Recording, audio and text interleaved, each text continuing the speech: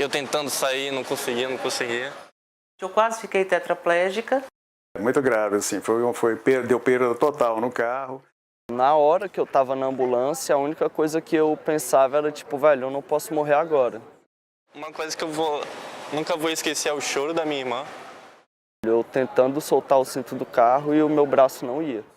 Na época eu fiquei 4 meses completamente paralisada, né? Ela falando, Bernardo, você não vai voltar a andar.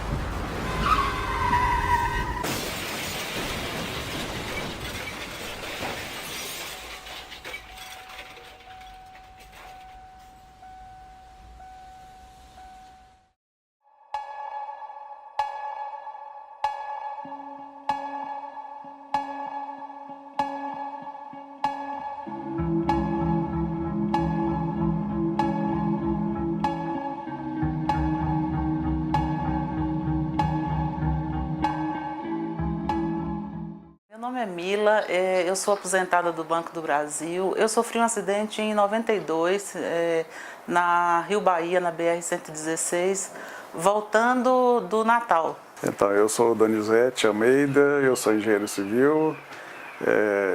Nós sofremos um acidente em 92,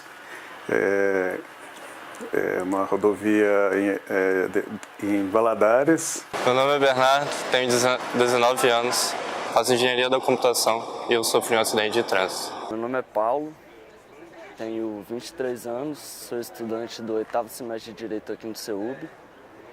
Eu sofri 2 capotagens já. Uma foi em 2013, quando eu estava dirigindo, e teve uma outra ano passado, no final de 2017, em setembro, que foi a pior, que eu tive alguns problemas, eu quebrei braço. A gente pegou um bêbado, assim, totalmente alcoolizado, e veio em cima do carro e destruiu, na verdade, destruiu o carro. Eu estava dirigindo e a gente estava bem tranquilo na pista, de repente saiu um indivíduo de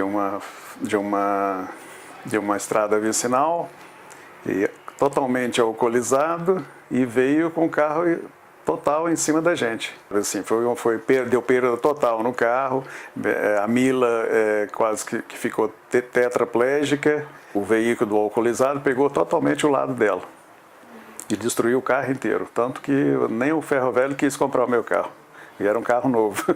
Esse bêbado, ele saiu de uma chácara, assim, completamente embriagado. Ele estava tão bêbado que ele enxergou que a gente estava ultrapassando uma carreta, e na estrada só tinha gente e ele. A polícia militar detectou que ele estava completamente alcoolizado, e a polícia rodoviária não tomou nenhuma providência. E na hora do acidente passou uma moça que tinha sido minha colega de escola em Teoflotone, e o marido dela era amigo do meu irmão. E ele também era funcionário do Banco do Brasil. Então ele que prestou socorro, ele me levou na hora para o hospital, e ela ficou o tempo inteiro comigo, porque o Donizete, meu marido, tinha ficado na pista tentando resolver com a Polícia Rodoviária Federal. Na hora que o carro parou, eu não sentia minhas pernas. Isso eu me lembro muito bem, eu não sentia as pernas. E assim, eu custei a sair do carro e saí andando, na verdade. Saí andando do carro e entrei no outro carro. E assim, a cada quebra-mola, a cada coisa, doía muito. Foi em 2010, foi numa viagem que a gente sempre fazia de carro. E essa viagem a gente fazia todo ano para visitar minha avó, que estava doente.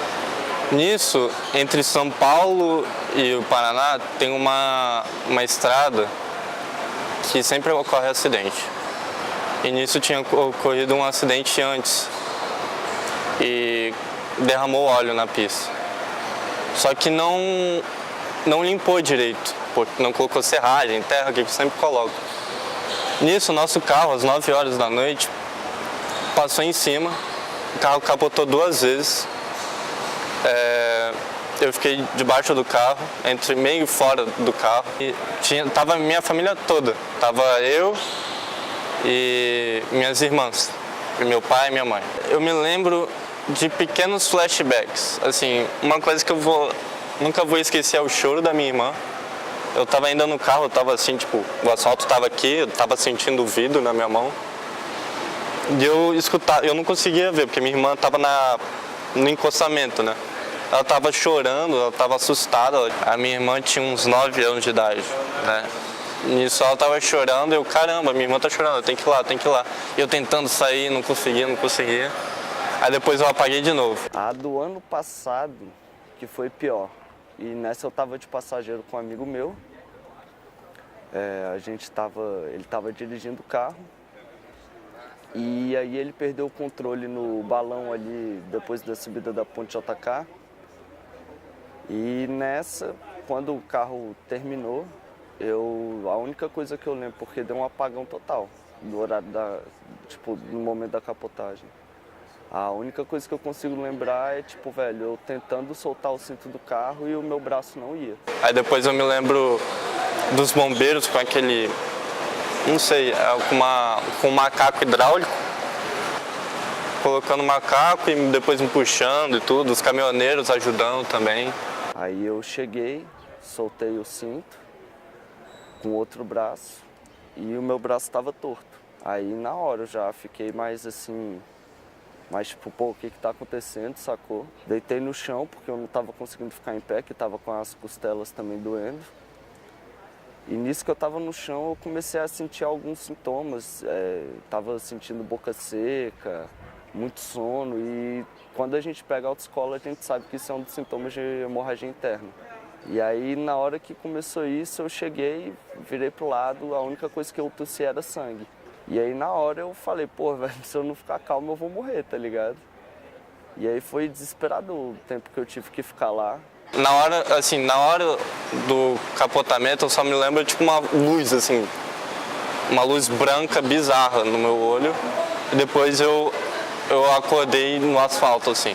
Colocar uma tala no meu braço e eu tive que ficar 3 dias para poder fazer a operação para reconstruir o braço, porque o meu pulmão esquerdo, por conta da hemorragia, ele parou de funcionar. E aí tiveram que drenar o pulmão, tiveram que esperar o pulmão voltar a funcionar direito para eu poder fazer. Ele sofreu trauma e, inclusive, além do trauma do braço, que é esse que a gente percebe que chama atenção, ele sofreu um hemotórax. Hemotórax é o nome que a gente dá quando você tem a cavidade onde o pulmão está enchendo de sangue. O hemotórax, o sangramento, ele acontece para dentro do tórax, ele empurra o pulmão e isso pode ser fatal. Aí tive problema também no baço, tive um pré-rompimento de baço, mas não precisei remover. E aí depois disso, fiz a cirurgia do braço, a recuperação foi rápida, graças a Deus, não tive nenhuma sequela. A única sequela são só as cicatrizes e o psicológico, que às vezes, eu parava, né, às vezes até hoje.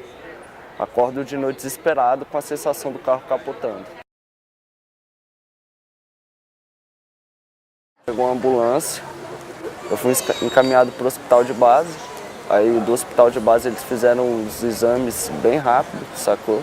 Para ver se tinha alguma coisa que era risco iminente. Tava assim com risco, mas foi, tinha tempo suficiente ainda para eu poder ir para o Hospital Brasília e ser atendido lá. Na hora que eu tava na ambulância, a única coisa que eu pensava era velho, eu não posso morrer agora. Mas o caminho eu quase não lembro. A maioria das coisas que aconteceram durante a capotagem apagaram da minha memória, sacou? Eu acho que foi um trauma muito grande. Eu não tinha noção do que tinha acontecido, né? Que eu tinha rompido a vértebra e tal. Eu tive a C6, C7 quebrada, eu tive que fazer um implante, eu tive que tirar um pedaço do osso da perna. Para uma fratura de C5, C6, então ela sofreu um trauma cervical. Uma lesão como a que você descreveu de C5, C6, que aqui, essa e essa vértebra, essas duas vértebras, se essa lesão determina uma instabilidade, um aumento de mobilidade, nesse movimento ela lesa a medula também. E essa sim é uma lesão irreversível que pode trazer, inclusive, a tetraplegia como sequela. Então ela tem um risco de piora neurológica. E aí o tratamento tem que ser voltado para, o quanto antes, conseguirmos estabilizar aquela coluna dentro claro das particularidades de cada caso. Na época eu fiquei 4 meses completamente paralisada, né? Eu custei a voltar a ter o movimento do pescoço, eu tive que fazer várias infiltrações, até hoje eu tenho um bolo aqui, sabe, assim. Mas assim, graças a Deus eu peguei bons profissionais, né? Eu tive que parar de trabalhar, eu tive que dar assistência a ela, porque ela não conseguia andar. Sofri uma hemorragia interna. A minha medula, ela encurtou, isso se chama infarto medular. O paciente paraplégico ele sofre lesões da coluna torácica ou da coluna lombar. E uma lesão instável, provavelmente com hipermobilidade, sendo necessário a correção da instabilidade através da artrodese, que é como a gente chama quando a gente fixa a coluna no lugar de volta o mais próximo possível do que a anatomia permitir. Um dia mais pesado foi que falaram assim, a fisioterapeuta falou, Bernardo, eu tava falando assim, eu brincando, eu vou voltar a andar, assim, ingenuidade de criança. Aí tanto que a fisioterapeuta, assim, dava pra sentir o clima pesado, assim, o quanto ela não queria dizer isso. Ela falando, Bernardo, você não vai voltar a andar, você vai ficar assim pra sempre. Até a medicina ficar mais avançada, você vai ficar assim na cadeira de rodas. E assim, essa foi o primeiro choque, assim, foi onde eu tive que amadurecer emocionalmente para continuar vivendo, né? A recuperação até o médico ficou um pouquinho espantado que foi bem rápida, né? Que eu fiquei no total, foram 3 dias hospitalizado para esperar recompor o pulmão para eu poder fazer a operação e depois mais 4 dias internados, mas só que já fora da UTI. Comecei a fazer a fisioterapia uns 2 meses depois que eu fiz a cirurgia. E aí eu tô fazendo, né, acompanhando, porque como a lesão foi feia, tipo, tem a cicatriz aqui, aí teve que cortar a parte, inclusive, da musculatura do ombro para ter acesso ao osso, para poder fazer a cirurgia. Então, tipo, é uma fisioterapia, uma recuperação um pouco mais pesada. Mas esse mês eu já tô terminando a fisioterapia. Aí vou ficar sem sequela, graças a Deus. Fiquei 4 meses sem trabalhar, né? E assim, até hoje eu ainda tenho algumas sequelas do acidente. Não vou com qualquer pessoa, assim, algumas pessoas, dependendo, se eu não souber como é que dirige, eu não ando no carro. Eu sou totalmente dependente, né? Ou meu marido me leva em qualquer lugar, ou meu filho, ou Uber. Então assim, a vida inteira, depois desse acidente, eu não dirigi mais, eu não peguei mais em carro. E eu tenho que ter sempre um motorista a postos. Só tem um caso em específico que eu fico ainda meio que com medo, né? Que é quando tá chovendo muito forte. E tipo, eu fico meio com um certo receio, mas é natural, completamente natural. Mas sendo que naquele dia onde eu sofri o acidente, não tava chovendo, tava tipo um clima completamente normal. E eu só tenho medo nisso. Só. Até hoje, às vezes, tipo, quando eu tô no carro com alguém, dirigindo tudo, às vezes até minha mãe, sacou? Quando eu vou com ela em algum lugar, tudo, eu sinto, sacou? Tipo, meio que ainda um pânico quando ela faz uma curva um pouquinho mais rápido, sacou? Então, tipo, ainda tem esse trauma.